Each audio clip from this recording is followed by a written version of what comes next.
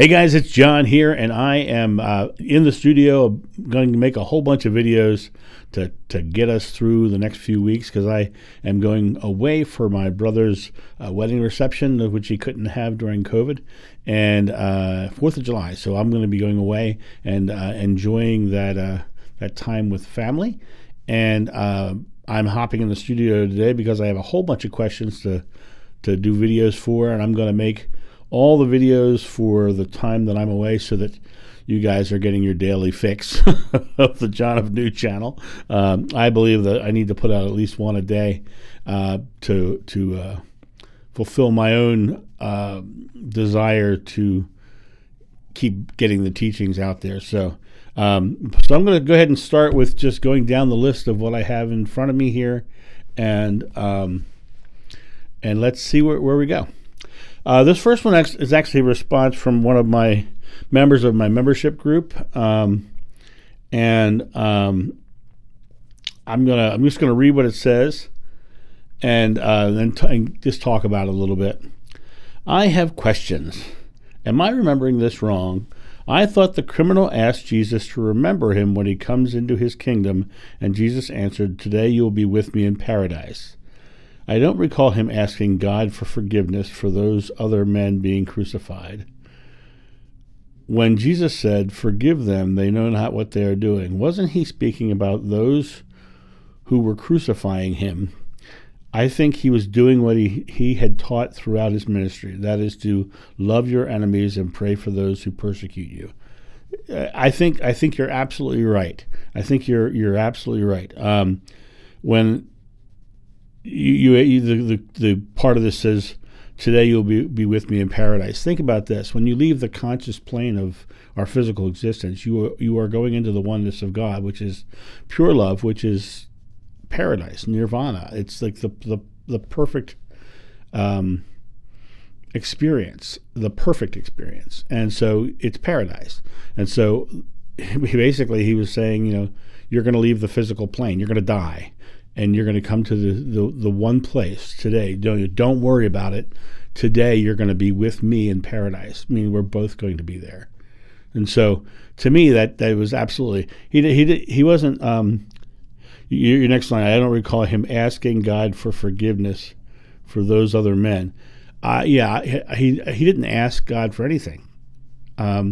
It's funny, people often talk about asking God. Well, to ask God means you have to believe that God is separate, that God is some deity outside of yourself who deems you forgiveness. And God isn't about forgiveness. There is no forgiveness. God is love in all of its forms. And to forgive, for God to give you forgiveness, means that God had to not be loving you in some form or being mad at you in some form, and God doesn't get mad at you. And so there's no reason to ask God for forgiveness. I have my best friend from childhood, and we have an unwritten rule, we never have to say that we're sorry to each other. And the reason is because we're both individuals, we both have lives, we don't take anything that the other one says as harmful or from a fear-based place at all. And so we have a rule that basically you never have to say you're sorry. And so that is unconditional love, and God is perfect love, which is truly unconditional.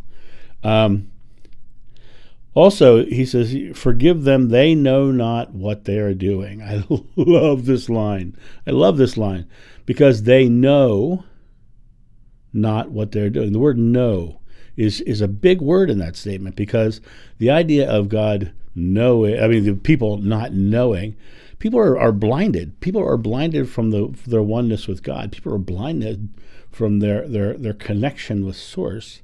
They don't understand the things they're doing, and he's saying, forgive them, for they know not what they're doing. It's not about God forgiving them. It's about recognizing and acknowledging. I don't believe he said forgive them. I believe that he just understood. He just understood why they were doing what they were doing. He understood that they were doing it out of fear, and that hatred was a fear, and he understood where they were coming from. He empathized with them. And that's a really key element. I often tell people that when I watch people get mad at me or argue with me, I don't look at them as an adversary. I don't look at them as someone who is doing harm to me. I look at them as somebody in fear who is lashing out. I look at them as, let them recognize the love inside of themselves. And the only way you can really do that is to be the example, which is what Jeshua did. He was the example of pure love, and he was an example of pure love. I don't want to say the, because I think once you start delineating into the one, you start having the same problems that Christianity itself has, where they said, Jesus is the one, everyone else is wrong, and then you started having all kinds of struggles in the world. But forgive them. They know not what they were do. They know not what they're doing. The word forgiveness is just forgive. It's just not even apropos in the sentence. I recognize them and why they're doing this. I understand. And he also just said to the other guy, today you'll be with me in paradise, right? He knows that they're doing things out of blindness. He knows they're doing things out of being behind the veil and not understanding. He understands where they're coming from. But the concept of forgiveness depends on God not being loving sometimes, or loving in degrees. And it depends on God being a separate entity from you. And Jeshua believed none of those things. So that's my thought on this one. And you guys have a great day. Talk to you soon. See ya. Bye. Thank you, my friends, for watching this video. If you enjoyed it, please make sure that you've subscribed and you like it, you share it, but also comment below it. Let's get this community talking about these topics and spreading this information out far and wide so we can change the world for the better. Thank you.